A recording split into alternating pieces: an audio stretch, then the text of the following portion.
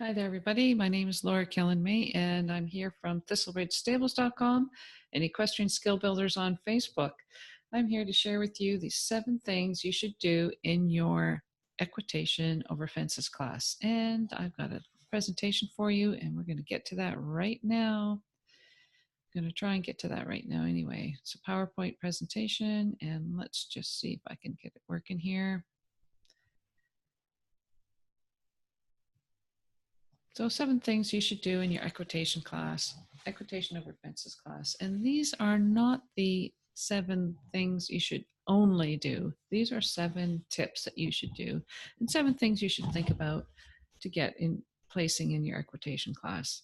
My name's Laura Kelland-May and I'm from ThistleRidgeStables.com, and you can find me on Twitter. Hunter Judge is my Twitter handle. So again, I'm Laura. There's my picture. I'm here because I love to help people improve their riding so that they can get better results at their next horse show. You can find me at Hunter Judge, and please subscribe, download, and comment on these presentations. I really appreciate it. I'm on iTunes. Look for Equestrian Skill Builders or Equitation, and you'll be able to find me right there. Again, we're going to talk about 7 things you should do in your equitation over fences. Pretty simple. Sounds simple enough. Are you ready to get going here? The number 1 thing is get to all the fences. And this means no running out, no refusals, no drive-bys, no knocking things down, no disobedience, no chips, no knockdowns. It sounds simple enough, but there's nothing more irritating to a judge than having a nice rider with a nice horse, having a great round, go by a jump, have a refusal, or have a chip, have a bad distance, because judges really want to place the nice riders first. But if you make a silly mistake or make a mistake, they can't do that. So and remember, as far as chips goes, the rule of thumb is you leave the ground at the height of the jump away. So if you're riding a 3-foot jump, then you should be taking off about 3 feet away from that fence.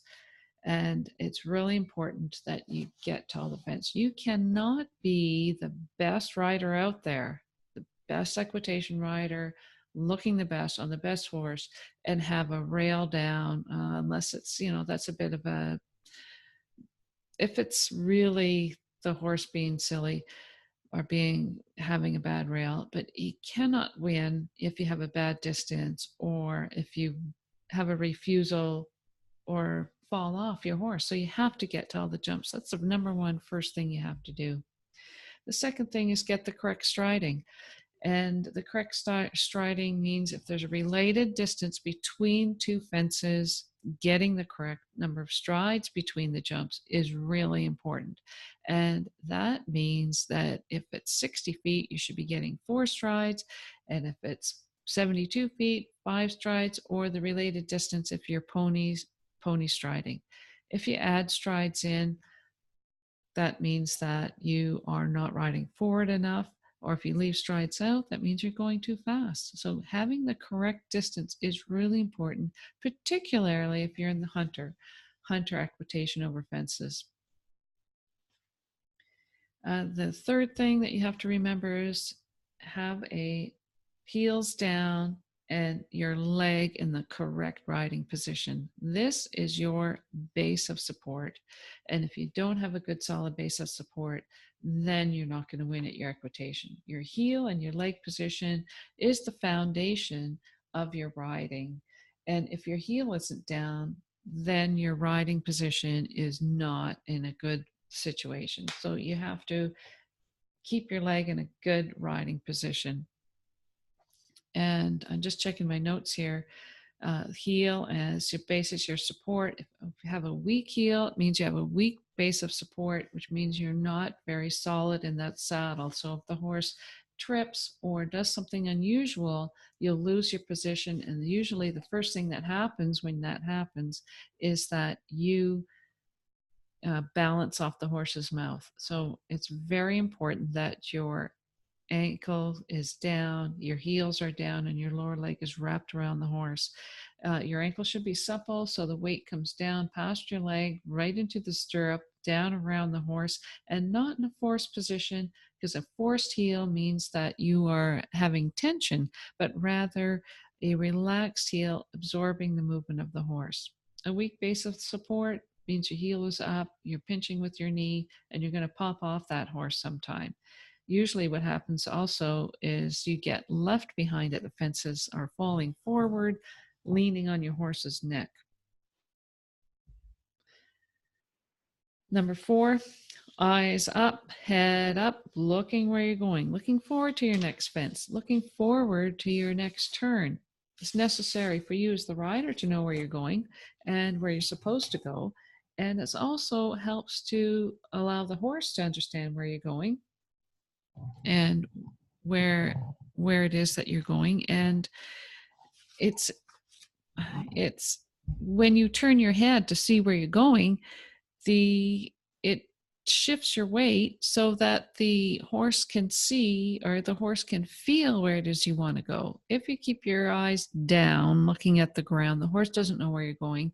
But if you have your chin up, eyes up, looking around, your horse can feel that subtle change of weight and understands where you're going to go. So it helps the horse understand where it's going and makes a better turn, keeping the horse balanced. And when you make better turns, you make better fences. Think of it as riding a bicycle. If you rode your bike staring at the handlebars all the time, you'd run into a tree or parked car or something. So keep your eyes up, keep your head up, look to the next fence.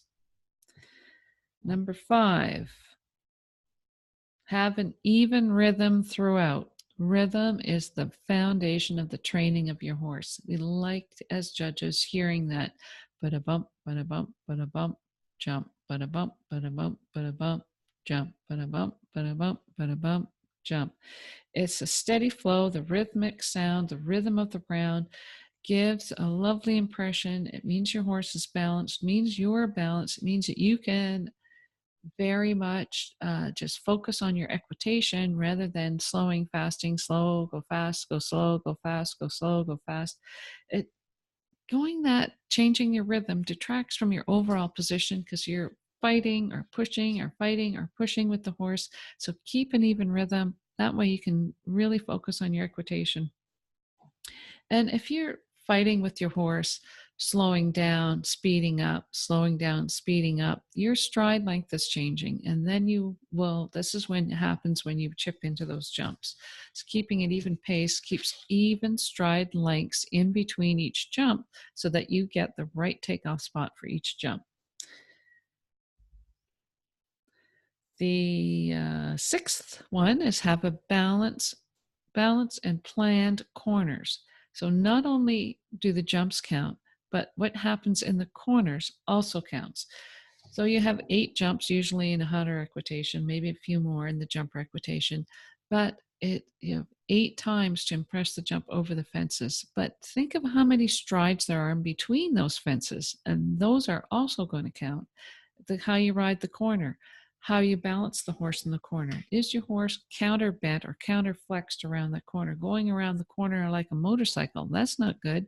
You have to keep your horse balanced, keep your horse round, together, and balanced. And if you do that around the corner, you're going to have a great fence. Your horse is going to be balanced to the fence, and so are you. You're going to hit that fence right. So this cutting corners may make the round appear choppy and disorganized, unplanned, and it leaves the horse unbalanced. So make sure you're balanced, you have your corners planned, you're riding to your corner, you're riding around the corner, and you're riding to the next fence.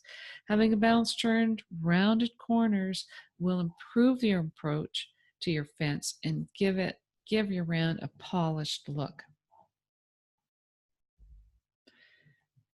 Number 7, have excellent turnout, looking the part with proper attire, neat conservative jacket, clean, well-fitted tack sends a polished image. Of course, you're going to have to back that up with correct riding. But if you go in that ring, setting the stage that, yeah, I'm here, I'm in it to win it, then the judge has in their mind, oh, this person really knows what they're doing, really wants to win this class. Let him prove it to me that they're going to want to win this class. Then you have to back it up with a good round. So having an excellent turnout means your horse has got fresh braids in, not overnight braids, tail braided, brushed, no mud. Please don't have hay trailing from the bottom of your boots either. That's not very nice either. So here's the top seven tips that you can think of when you're going to your next horse show. Get to all the jumps. That's really important. Having 8 good jumps for your hunter equitation, maybe 10, 12 in your jumper equitation, getting the correct striding to each fence, having your heels down in the correct position, head up looking forward, even rhythm throughout, balanced planned corners, an excellent turnout. And you can see that I didn't really even touch on the exacting position of where to put your hands, where to put your legs, what type of release, where to exactly look when you're looking around the corners. Those specific things we're going to touch on later presentations, but this is kind of a general thing overall to get you started, get you going. This is like kind of the overall thing. 1, you have to get to your jumps. 2, you have to get the correct striding. 3, your heels have to be down and your lower leg wrapped around that horse. 4, you have to have your head up looking where you're going, have an even rhythm throughout, balanced corners around the ends of the ring, and excellent turnout. If you get those things, you're well on your way to improving your riding, improving your horse's way of going, and improving their position and placings at your next horse show. So if you have any questions, please contact me. My name's Laura. You can get me at Twitter at Hunter Judge or Facebook Equestrian Skill Builders. And you can't see that very well, but that says thistleridge at hotmail.com. I'd love to hear from you, and stay tuned for more interesting presentations. Thanks now.